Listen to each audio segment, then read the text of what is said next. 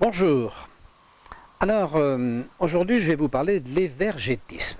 Alors, l'évergétisme, c'est un nom un petit peu pompeux, mais ça désigne, en fait, à l'époque de l'Empire romain et de l'Empire grec, qui étaient des civilisations qui vivaient beaucoup du pillage, les notables, s'enrichissaient avec ce pillage ou s'enrichissaient par de très grosses propriétés terriennes qu'ils avaient acquises avec le pillage. En fait, la règle de ces républiques, c'était quand même des républiques, avec un petit bémol, puisque dans ces républiques, il y avait très peu de gens qui votaient, simplement les Romains dans l'Empire romain, on va se cantonner l'Empire romain, et le reste, c'était soit la plèbe, soit les esclaves.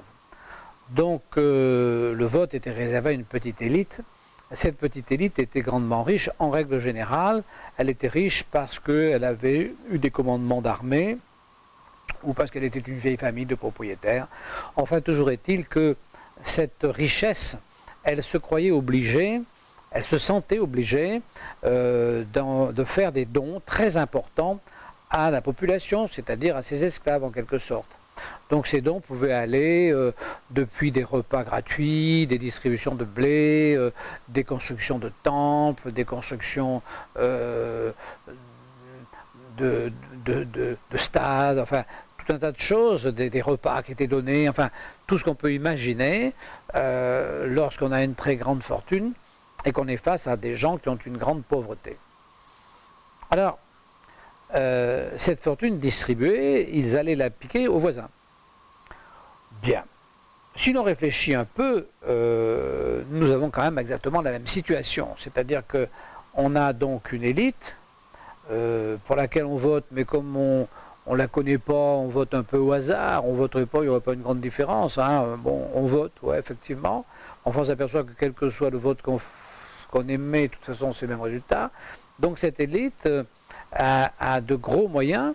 Alors la différence avec les Romains, c'est que les Romains allaient piller les voisins, tandis que nous, notre élite, elle nous pille à nous. C'est la seule différence. Donc c'est issu d'un pillage. Alors les Romains faisaient la guerre, et nous, les nôtres, lèvent des impôts. Mais notre oligarchie, qui est exactement aussi minoritaire que celle des Romains, notre oligarchie se croit obligée de nous faire de somptueux cadeaux. Alors c'est sous forme de magnifiques bâtiments publics, c'est sous forme de gratuité du blé, non pas du blé, mais d'un certain nombre de choses. Bon, c'est pareil, c'est une espèce de grands cadeaux aux collectivités qui leur permettent de justifier leur statut d'élite. Alors la question que je me pose et que j'ai envie de vous poser, qui fait quoi dans cette affaire? Quid de la poule et de l'œuf?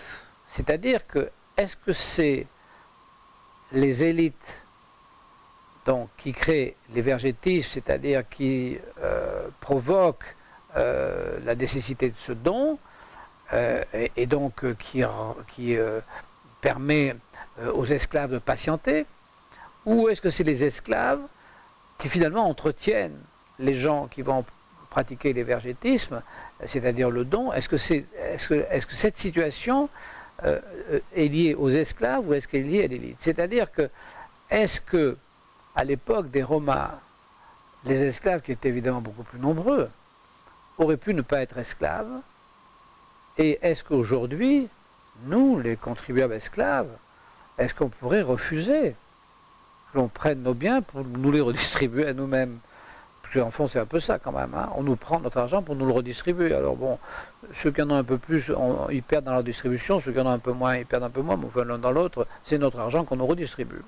Qu'on ait payé l'impôt direct ou indirect, sous la forme de la TVA ou des taxes sur l'essence, peu importe. De toute façon, c'est notre argent qui nous est redistribué. Alors, moi je pense quand même que la responsabilité n'est pas dans l'élite. Parce que la responsabilité est toujours du côté de la majorité. Ça ne peut pas être une poignée de gens, de 2 ou 3% de gens, ou 4% de gens, qui ont le pouvoir. Il faut que ce soit la masse qui le leur laisse. Si la masse ne veut pas leur donner le pouvoir, ils n'ont pas le pouvoir. Mais ce qui est même extraordinaire, on a du mal à comprendre que les Romains acceptaient d'être esclaves. Or, il semblerait qu'ils trouvaient ça normal.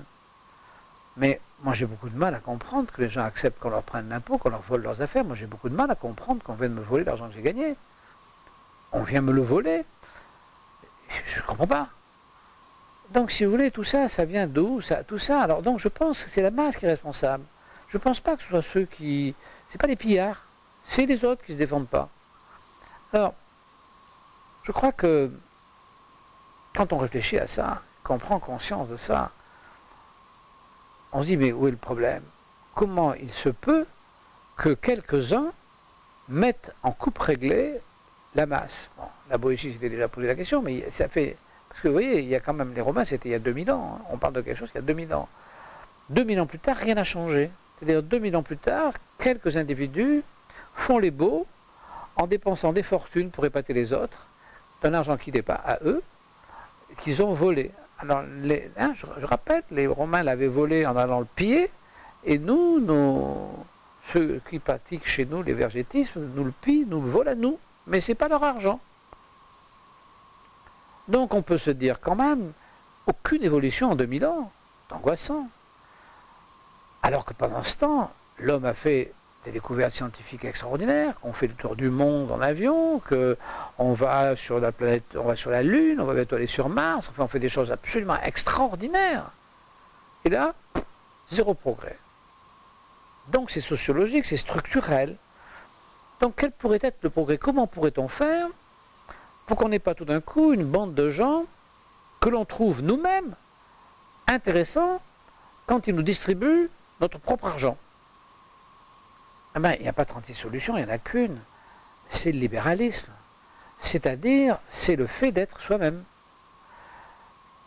Si vous voulez être libéral, alors les gens disent, oui, mais le libéralisme, parce qu'il y a cette espèce de mot ridicule, le néolibéralisme, je ne sais pas ce que ça veut dire. En fait, il y a le collectivisme et le libéralisme. Le collectivisme, ça revient à avoir des grandes pulsions collectives à travers lesquelles une minorité prend le pouvoir, distribue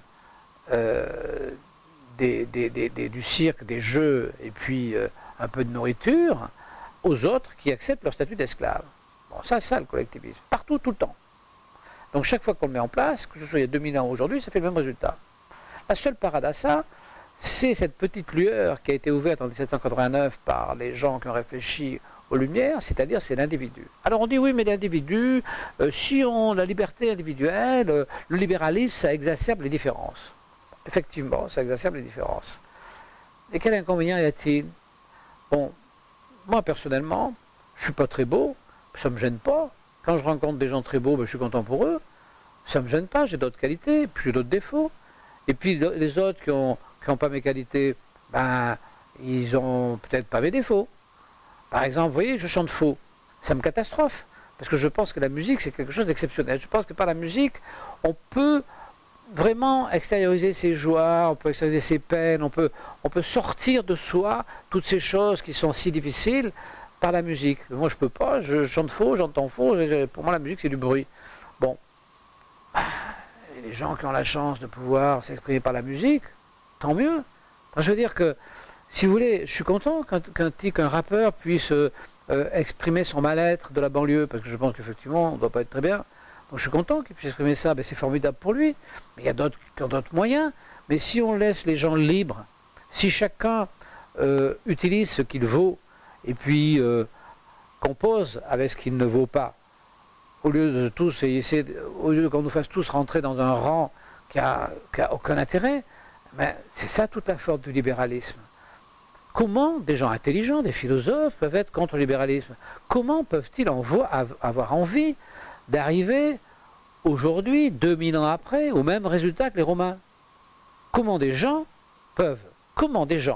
sérieux, nuit debout,